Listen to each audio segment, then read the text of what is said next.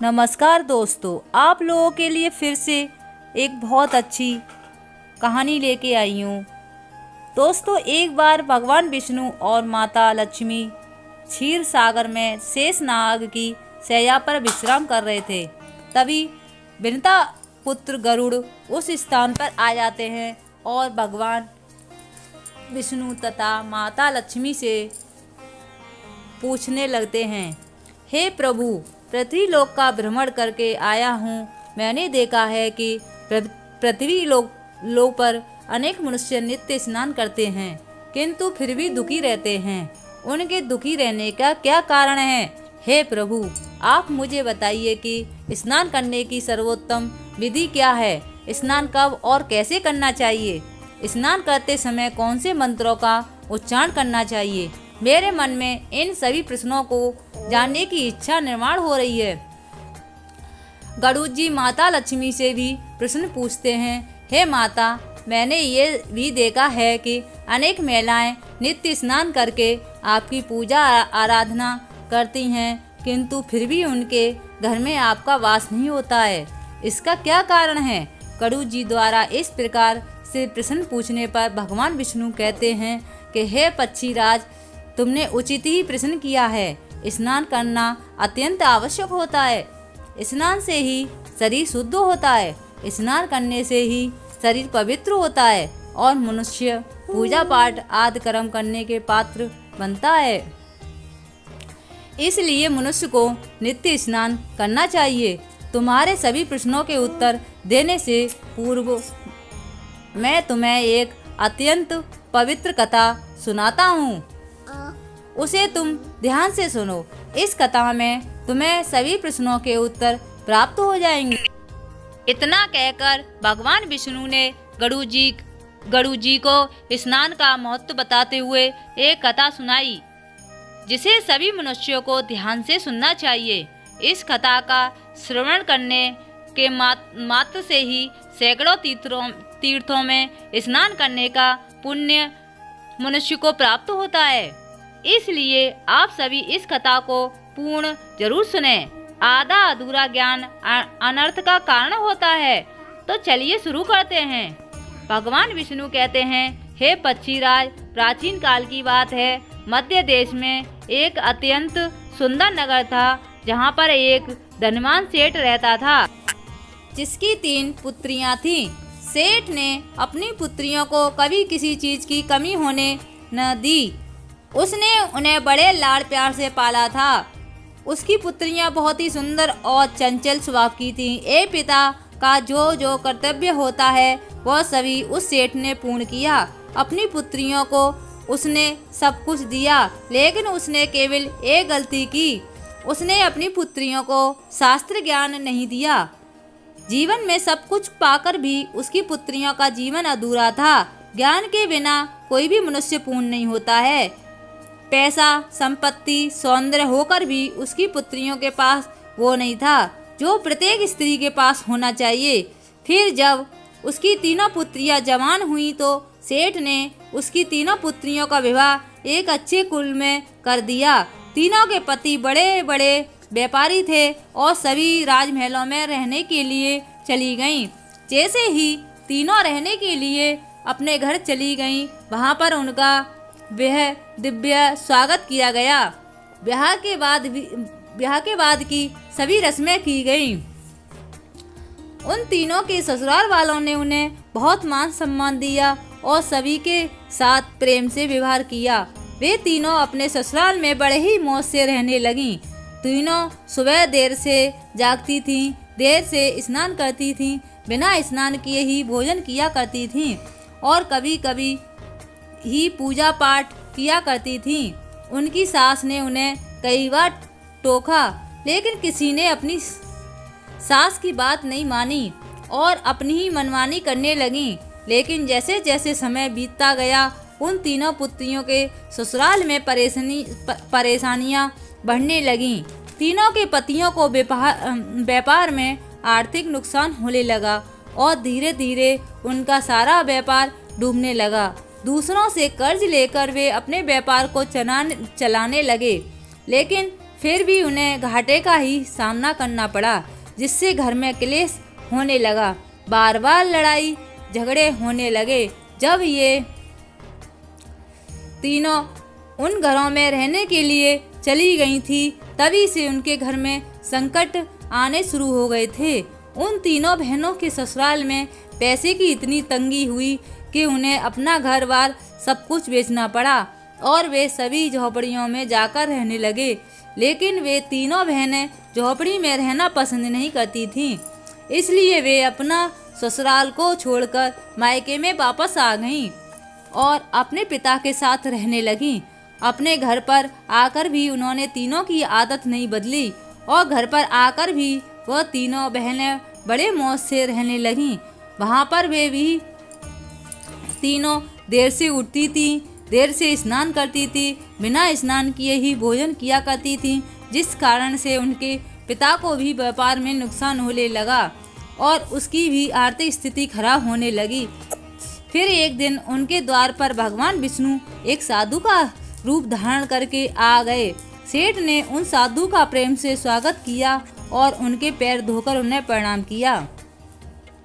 फिर सेठ ने उस महान साधु को अपना दुख बताया और उस पर निवारण करने के लिए उपाय पूछा। सेठ ने अपनी पुत्रियों को भी बुलाया और साधुओं को उनके बारे में भी सारी हकीकत बता दी। जैसे ही उस साधु ने सेठ की तीनों पुत्रियों की तरफ देखा तो उन्हें सारी हकीकत पता चली। उन तीनों बहनों के चारों ओर नकारात्मक शक्ति का घेरा बना हुआ था, जो उनके साथ ही चला रहता था।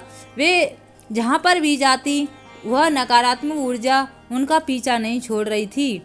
उस सिद्ध साधु ने उस सेठ से कहा, तुम्हारी तीनों बेटियों की आदतों के कारण उनके चारों ओर नकारात्मक ऊर्जा का घेरा बना हुआ है। इसी कारण से ये यहाँ पर भी जा रही हैं। वहाँ पर केवल दुख और संकट आ रहे हैं। तुम्हारी तीनों पुत्रियां अत्यंत आलसी हैं, देर से ही जागती हैं, देर से स्नान करती हैं, बिना स्नान किए ही भोजन करती हैं और यही वजह है कि इनके जीवन में ये संकट आ रहे हैं। फिर उस साधु ने उस सेठ को और उनकी पुत्रियों को अत्यंत महत्वपूर्ण ज्ञान दिया और उसका नित्य पालन करने के लिए कहा। देव स्नान, ऋषि स्नान, मानव स्नान और दानव स्नान, इन्हें समय के अनुसार वर्गीकृत किया गया है। शास्त्रों में ब्रह्म मुहूर्त में किए जाने वाले स्नान को सर्वश्रेष्ठ माना गया है। ब्रह्म मुहूर्त यानी कि रात्रि का अंतिम पहर और सूर्य से ठीक 1.5 या 2 घंटे पहले का समय होता है, यानी कि साधारणतः सुबह 4 से 5:30 बजे तक का समय।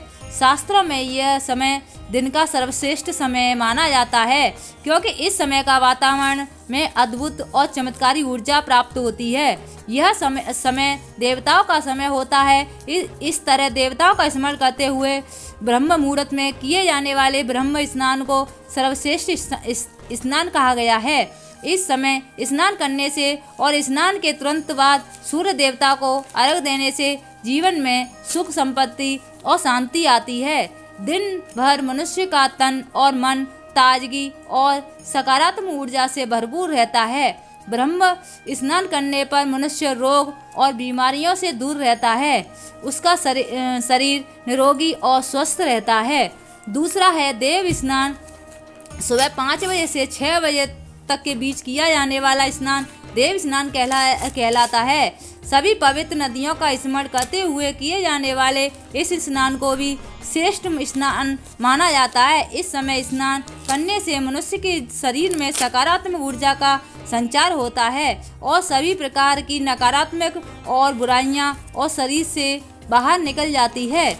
इस तरह देव स्नान के समय स्नान करने से तन के साथ मन भी शुद्ध और पवित्र हो जाता है। इस समय पर स्नान करने से संपत्ति में वृद्धि होती है और मनुष्य को सभी भौतिक सुख प्राप्त होते हैं।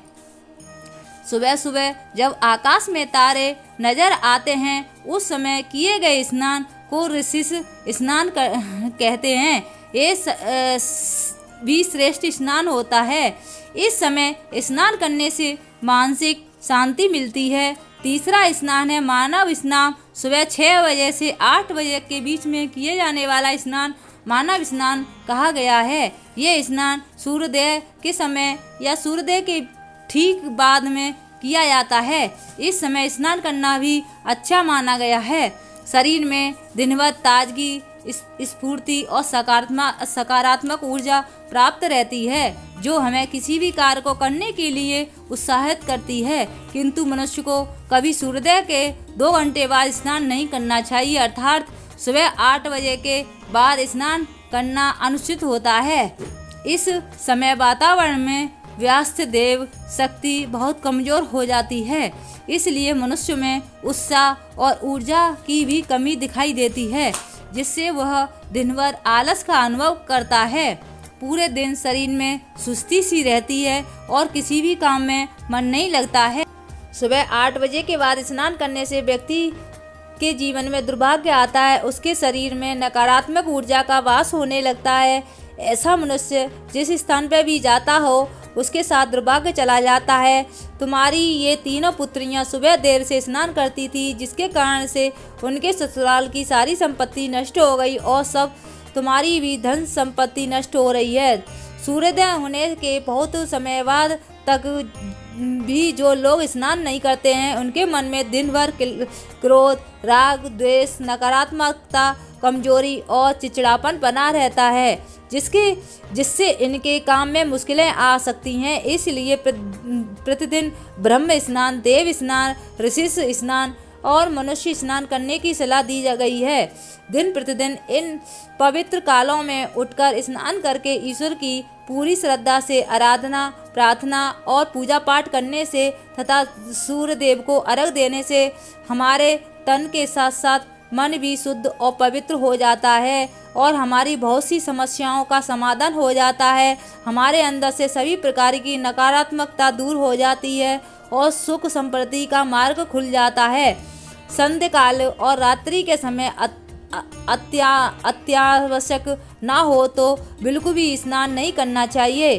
भगवान विष्णु कहते हैं, हे वत्स, अब मैं तुम्हें स्नान करते समय बोले जाने वाले अत्यंत महत्वपूर्ण मंत्र के बारे में बताने जा रहा हूँ, इसलिए तुम इसे ध्यान से सुनो। जो भी इस मंत्र का उच्चारण करते हुए स्नान करता है, उसके सभी पाप उसी क्षण नष्ट हो जाते हैं, उसका दुर्भाग्य भी नष्ट हो जाता है और उसे सुख समृद्धि की प्राप्ति होती है। वो मंत्र इस प्रकार है, गंगे च यमुने चैव गोदावरी सरस्वती नर्मदे सिंधु कावेरी जले अस्मिन् सन्निधिं कुरु। इसका अर्थ है कि हे गंगा, यमुना, गोदावरी, सरस्वती, नर्मदा, सिंधु और कावेरी माँ, मेरे स्नान करने के जल में कृपया आप सभी पधारिए। इस मंत्र के उच्चारण से सभी तीर्थ स्थानों में स्नान करने का पुण्य प्राप्त मिल जाता है। इस प्रकार से भगवान विष्णु ने उस सेठ को स्नान का महत्व बताया। फिर सेठ की तीनों पुत्रियों को अपनी गलती समझ में आ गई। वे तीनों अपने अपने ससुराल में रहने के लिए चली गईं और भगवान विष्णु द्वारा बताए गए स्नान के सभी नियमों का पालन करने लगीं। तभी तीनों बहनें सुबह ब्रह्म मुहूर्त में जागकर स्नान करने लगीं और नित्य प्रतिदिन सूर्य को जल देने लगीं।